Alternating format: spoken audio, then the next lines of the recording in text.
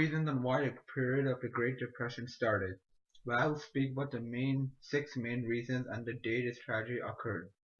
Black Tuesday on October 29 of 1929. People lost everything as the stock market in New York, USA crashed. Once the American economy has tumbled, soon the majority of other countries around the world suffered too.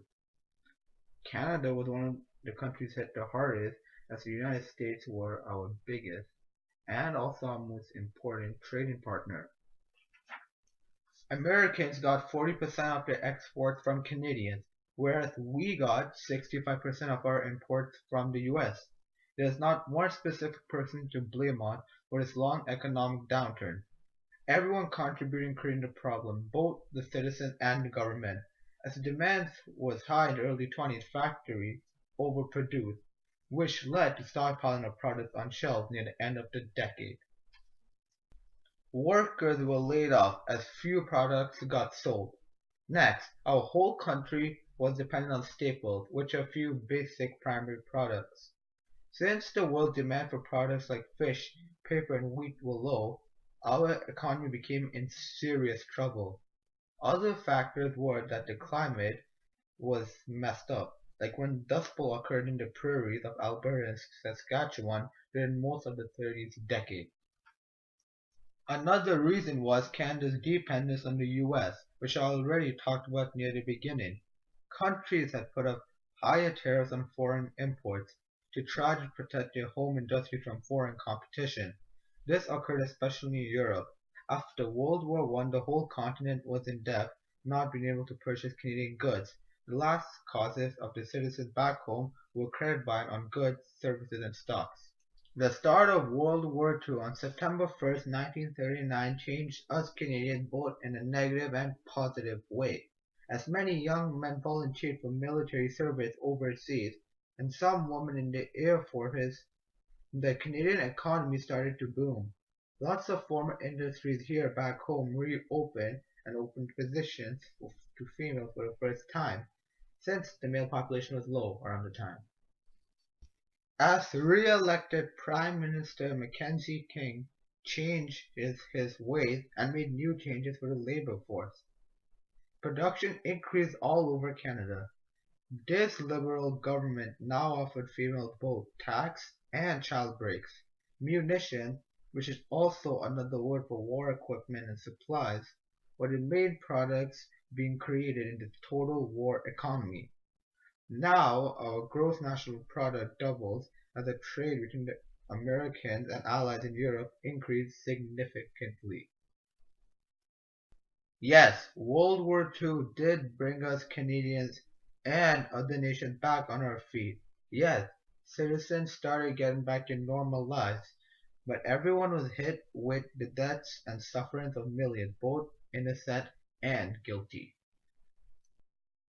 The Depression sure was the best word to describe the decade of 1929 to 1939. With millions homeless, malnourished, and unemployed, the physical landscape and demographics of nations worldwide shifted dramatically. From the poor soil conservation in the west of Canada to the Dust Bowl dried in the Sahara Desert in our prairies. Now, as the fun and enjoyable decade of the Roaring Twenties had come to an end, everyone was paying for their earlier greed of wealth, as now their only form of money was relief vouchers from the government. Majority of prairie citizens had already abandoned their homes, as most were moving to the southern parts of Ontario and Quebec. These two areas weren't hit that hard as the coastal areas were. Parks, alleyways, and one-room houses were now called as home. You didn't live individually or just with your family. You were crammed with a bunch of the other locals all in one densely populated area. Now, let's talk about the main source of nutrition and food. If a citizen got to eat a meal a day, they would line up with the residents in front of soup kitchens, which were owned by mostly community groups or churches. These kitchens were affordable as they were considered a charity and obtained food from food banks at low prices. Now, I will talk about a different type of impact, one which impacted people emotionally during the middle of that decade.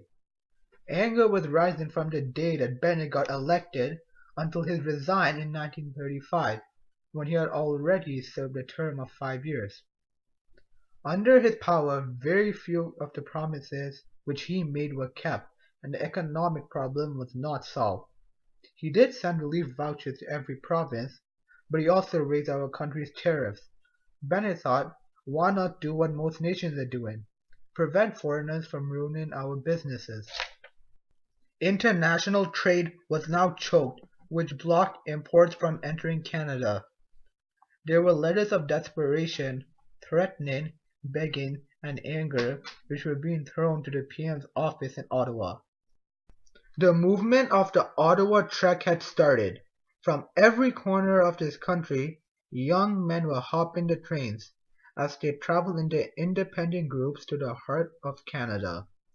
Demands of the remaining labor force was government welfare and improved working conditions. A prime minister which once had everyone's trust was now broken. This had caused a huge emotional impact and change of minds of Canadians. A country united was going against an unfair and dishonest leader. Now, lastly, I will talk about certain parties and programs which were made during the 30s, and how some of them still exist today, helping us in many ways. The party which we call the NDP, or known as New Democratic Party now, was called CCF, Cooperative Commonwealth Federation. This was decades ago when it was created during the times of depression. The other two parties which still exist are the Liberals and Conservatives, which were made during the formation of our nation. We don't need to talk about them since they've been here since the very beginning of Canada. James S. Wordsworth was the man who created the party and was gaining popularity among many people as he gained lots of supporters during his time as party leader. Being established in the province of Saskatchewan, various social and economic groups soon learned of this party which they could benefit from. As the former CCF now has a lot of money, they fund special programs which helps our unemployed population and the seniors healthcare system. Now, switching topics from parties to campaigns. From 1930 to 1935, there was a campaign called Bennett's New Deal. As I mentioned earlier, Canadians were angry and frustrated towards the Conservative leader and demanded for new economic and social changes. The New Deal was that he would give millions of dollars of relief to every province regardless of the government.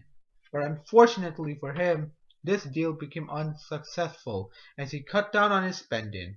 Bennett thought that he served his purpose and provided enough money to cure the depression. Lots of primary and secondary industries canceled their work projects due to the government campaign, resulting in employees within the Canadian government getting fired themselves. The Prime Minister's own co-workers and countrymen were being laid off due to his foolishness. These type of ridiculous deals do not exist in the 21st century and probably won't, as the consequences were more suffering of innocence.